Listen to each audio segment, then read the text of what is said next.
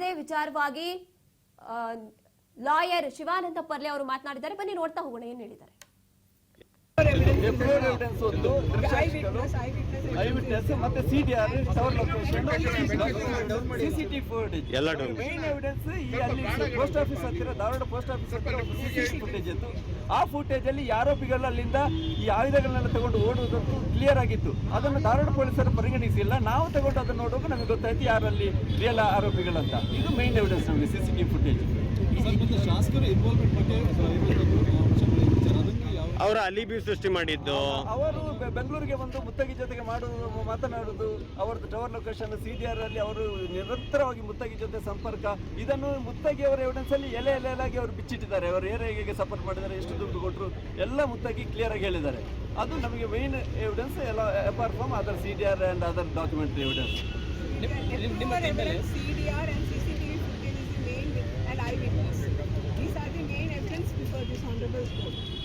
ಈ ಕೇಸಿಗೆ ಸಂಬಂಧಪಟ್ಟ ಹಾಗೆ ನಿಮ್ಮ ಟೀಮ್ ಮೇಲೆ ಪ್ರಭಾವ ಬೀರುವಂತದ್ದಾಗಲಿ ಒತ್ತಡ ಏನಾದರೂ ಬಂದಿತ್ತಾ? ನಮ್ಮ ಟೀಮ್ ಮೇಲೆ ಪ್ರಭಾವ ಇಲ್ಲ, ಆದರೆ ವಿಟ್ನೆಸ್ ಮೇಲೆ ಬಹಳಷ್ಟು ಪ್ರಭಾವ ಬೀರಿದೆ. ಅದಕ್ಕೆ ಎರಡು ಮೂರು ಜನರದ್ದು ಬೇಲ್ ಕ್ಯಾನ್ಸಲ್ ಆಯಿತು. ಬೇಲ್ ಕ್ಯಾನ್ಸಲ್ ಆಗಿ ಸುಪ್ರೀಂ ಕೋರ್ಟಿಂದ ತಿರುಗಿ ಅವರಿಗೆ ಬೇಲ್ ಆಗಿ 2 ತಿಂಗಳ ಒಳಗೆ ಈ ಕೇಸಿನ ಜಡ್ಜ್ಮೆಂಟ್ ಮಾಡಬೇಕಂತ ಡೈರೆಕ್ಷನ್ ಕೊಟ್ಟರೆ ಆ ಪ್ರಕಾರ ಆಗಿದೆ.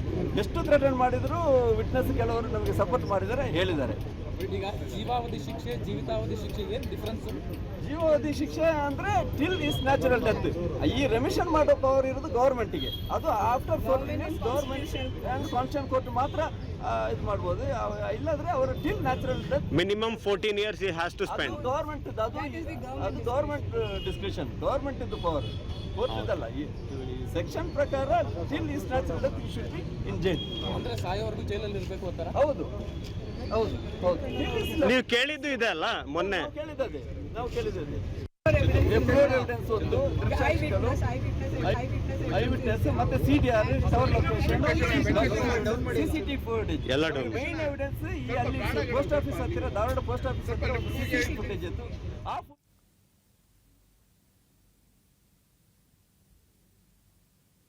ಎಸ್, ಶಿವಾನಂದ ಪರ್ಲೆ ಅವರು ಸಿಬಿಐ ಪರ ವಕೀಲರು ಹೇಳ್ತಾ ಹೋದ್ರು.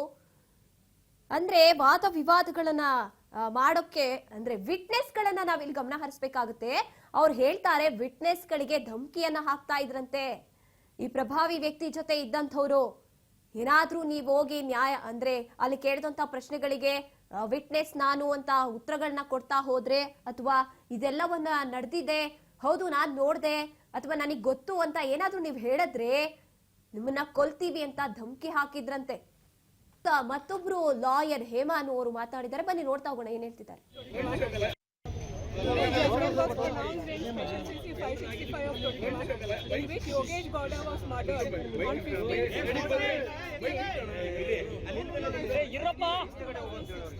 In that case, the investigation was taken out by the state police, Dharwad State Police, and subsequently they filed the charge sheet assailing the A1 to A6 as an accused in that case. Subsequently, the case was transferred to CBI, and CBI conducted the investigation and filed charge sheet against A1 to A21.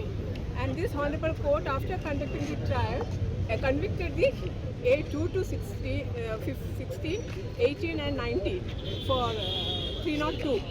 And conspiracy also, and also for the destroying the evidence for screening the offenders, real offender. And subsequently today sentence was passed. Double life imprisonment was given to accused A2 to 16, 18. And against A19, who was the circle inspector of the police, against him the offence was charges with respect to the destroying the evidence and screening the offender. For him the 17-year rigorous imprisonment was given. And apart from that, almost together 12,50,000 fine was imposed, and 16 lakh compensation was given to the party, to the victims' children and Gurinath God. So here the CPI has taken a lot of effort to bring the truth before the society, and our honorable court has granted justice to the society, and real culprit was punished. So we are all happy. It is an effort of our CBI team, including our SP, directors, all directors, additional directors, our JD, SP. Everybody had gave us a full support, and also full supports. And apart from that, our team also helped day and night to get the conviction.